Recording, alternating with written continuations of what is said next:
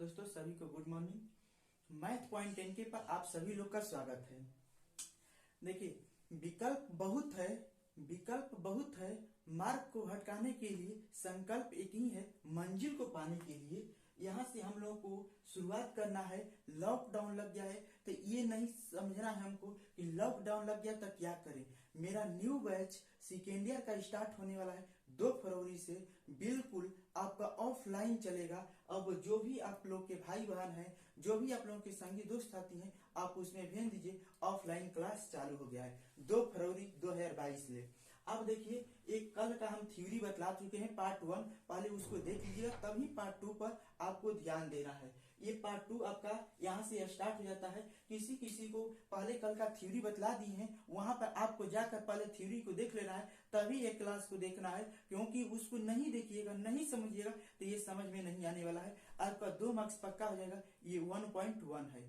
1.1 आज ही खत्म हुआ। आपको इतना इजी में बतलाएंगे कि समझिए कि आपका कम से कम 15 से 20 मिनट में आपका ये खत्म हो जाएगा। देखिए, बिना टाइम वेस्ट करते अपने हम चलते हैं टॉपिक पर। यहाँ पर लिखे सम नेशनल सिंबल, कुछ अंतरराष्ट्रीय यहाँ पर प्रतीक दिया गया है। कुछ यहाँ पर क्या है, अंतरराष्ट्रीय प्रतीक दिया गया है। इसका मतलब देखिए, ऐसा चीज दिया जाता है तो इसका मतलब होता है इक्वल। इक्वल का मतलब होता है बराबर। क्या होता है? बराबर। बराबर होता है। इसका मतलब होता है बराबर नहीं है। इसका मतलब क्या होता है? बराबर नहीं है। कभी कभी आप लोगों को आ जाता है तो आपको ध्यान से देखना होगा। इसका मतलब होता है बराबर, इसका मतलब होता है बराबर नहीं। इसका मतलब होता है यूनियन। यूनियन होता है UNION। यूनियन का मतलब होता है, क्या होता है? सर्वनिष्ठ होता है। इसका मतलब होता है इंटरसेक्शन। इसका मतलब होता है INTER। इंटरसेक्शन होता है सर्वनिष्ठ, मतलब दोनों में मिलेगा, सर्वनिष्ठ कहते हैं। इसका मतलब होता है फॉर ऑल, मतलब टोटल का टोटल होगा, इसको बोलते हैं फॉर ऑल बोलते हैं, या फॉर एवरी वन बोलते हैं। इसका मतलब होता है सबसेट। सबसेट बतलाए थे, समुच्चय होता है, इस समुच्चय होता है। इसका मतलब होता है और, इसका मतलब क्या होता है? और होता है। एंड इसको कहते हैं। इसका मतलब होता है, इसका मतलब होता है या, इसका मतलब और या होता है। इसका मतलब होता है इम्प्लाइज। इम्प्लाइज आप लोग जो देते हैं, इम्प्लाइज होता है। इसका मतलब होता है सच डेट। इसका मतलब क्या होता है? सच डेट होता है। इसका मतलब होता है एलिमेंट ऑफ, जिसका एलिमेंट होता है इसका होता है एलिमेंट ऑफ। इसका मतलब होता है नॉट एलिमेंट ऑफ। इसका मतलब क्या होता है? नॉट एलिमेंट ऑफ होता है। इसका मतलब होता है देयर एग्जिस्ट। क्या होता है? देयर एग्जिस्ट होता है। There exist. देखिए, ये हम लोगों का चलता है। इसमें हमको ये कभी कभी मतलब आप लोगों को आएगा इसमें, तो आपको देखना होगा। इसका मतलब होता है बराबर इक्वल। इसका मतलब होता है इक्वल नहीं है। इसका मतलब होता है यूनियन। नीचे का मुंह कर देगा यू का, इंटरसेक्शन। इसका होता है फॉर ऑल या फॉर एवरीबॉडी। इसका मतलब होता है सबसेट। इसका मतलब होता है और। इसका मतलब होता है या। इसका मतलब होता है इम्प्लाइज। इसका मतलब होता है सच। इसका मतलब होता है एलिमेंट ऑफ। इसका मतलब होता है एलिमेंट नॉट एलिमेंट ऑफ। इसका मतलब होता है देयर एग्जिस्ट। आपको ये सम इंटरनेशनल सिंबल होता है, ऑल ओवर द इंडिया में चलता है, इसलिए ऑल ओवर का ऑल वर्ल्ड में कीजिए, इसलिए कि यहाँ पर सम नेशनल सिंबल लिखा हुआ, अंतरराष्ट्रीय लेवल पर ये फॉर्मूला चलता है। आप देखिए, कल का हम थ्योरी आप लोगों को बतलाए हैं। कल का थ्योरी आपको समझेगा तभी ये बनेगा। थोड़ा सा आप लोगों को ताजा करके लेकर चलते हैं। देखिए, ये रिफ्लेक्सिव होता है, सिमेट्रिक होता है, ट्रांजिटिव होता है, इक्विवेलेंस होता है। इसका मतलब होता है स्वतुल्य होता है, सम्मित होता है, संक्रमक होता है, इक्विवेलेंस होता है। आप देखिए, रिफ्लेक्सिव में कल बतलाए थे कि वही एलिमेंट मिलना चाहिए, ए बिलोंग्स टू क्या करना चाहिए? आर में होना चाहिए।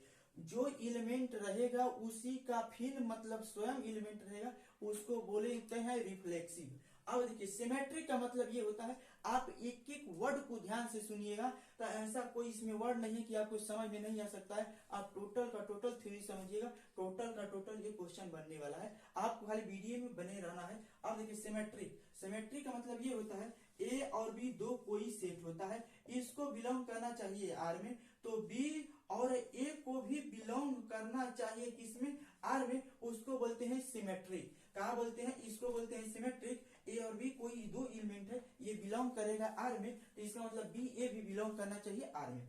अब देखिए, ट्रांजिटिव होता है। एक नंबर का क्वेश्चन पूछ देता है, या तो ऑब्जेक्टिव में दे देगा और नहीं तो बहुत से ज्यादा काम करेगा तो 2 नंबर का पूछ देगा, और 2 नंबर में पूछेगा तो ये क्या आ जाएगा, सब्जेक्टिव में आ जाएगा। ट्रांजेक्टिव में होता है ए और बी, इसमें 2 एलिमेंट होगा, ये बिलोंग करेगा आर में, एंड होता है, उसके बाद फिर होता है यहाँ पर बी, और यहाँ पर आ जाता है एक सी न्यू एलिमेंट, इम्प्लाइज का चिन्ह देते हैं यहाँ पर, ये भी पहले बिलोंग करना चाहिए किसमें, आर में बिलोंग करेगा, ई आर में करेगा बिलोंग, तब उसके बाद इम्प्लाइज का चिन्ह होता है। तो ये देखिए दोनों बी बतलाए थे, कल थ्योरी में जाकर देखिएगा, फर्स्ट पहले वीडियो देख लीजिएगा, तब सेकेंड को देखना होगा, ये दोनों बी का होगा आपस में सेम होगा, तो ए और क्या होगा यहाँ पर सी भी का होना चाहिए, बिलोंग्स टू आर में करना चाहिए।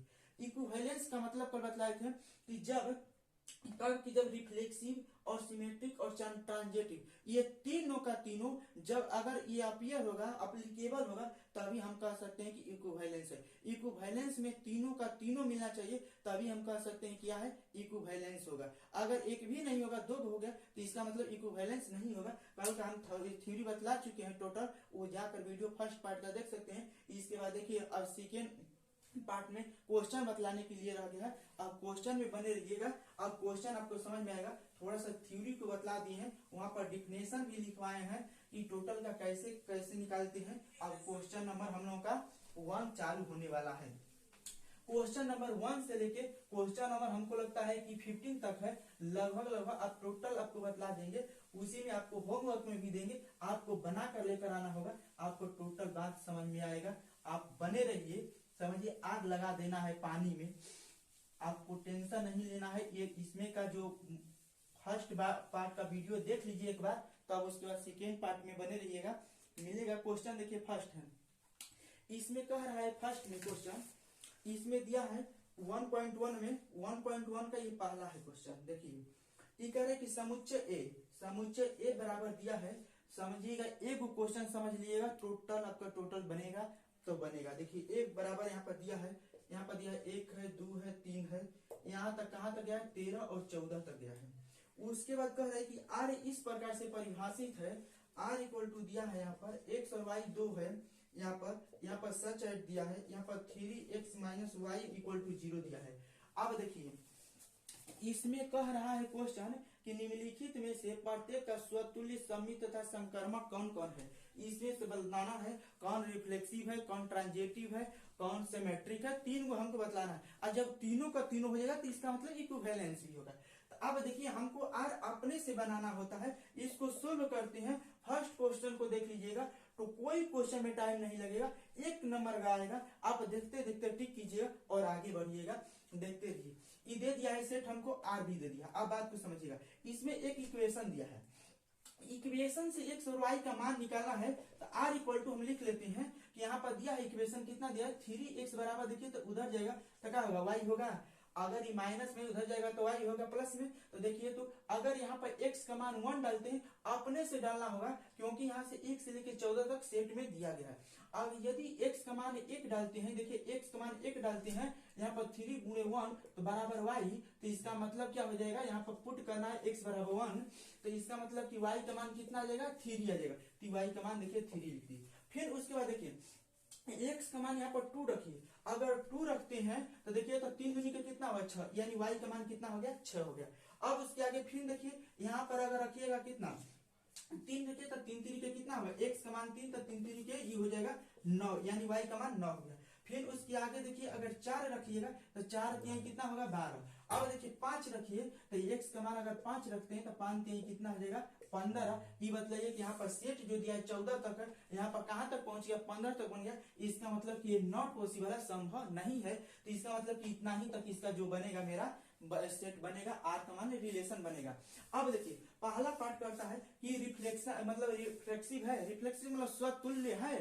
तो देखिए तो रिफ्लेक्सिव के लिए हम अभी बतलाए हैं कि यहाँ पर होना चाहिए आर जो होगा, तो इसका मतलब ये बिलोंग करना चाहिए, आर मतलब बिलोंग करेगा, ए का एलिमेंट होता है बिलोंग्स टू आर करता है। इसका मतलब कि अपने का एलिमेंट अपना इसमें रहना चाहिए, तभी हम रिलेशन रिफ्लेक्सिव कर सकते हैं। तो अब देखिए तो रिफ्लेक्सिव के लिए यहाँ पर देखिए तो वन ही होना चाहिए, है नहीं है, तो इसका कहने का मतलब कि रिफ्लेक्सिव नहीं होगा। तो रिफ्लेक्सिव इसलिए नहीं होगा क्योंकि 1 का 1 चाहिए, 2 का 2 चाहिए, 3 का 3 चाहिए, 4 का 4 चाहिए, 5 का 5 चाहिए, नहीं है तो इसका मतलब कि रिफ्लेक्सिव नहीं होगा।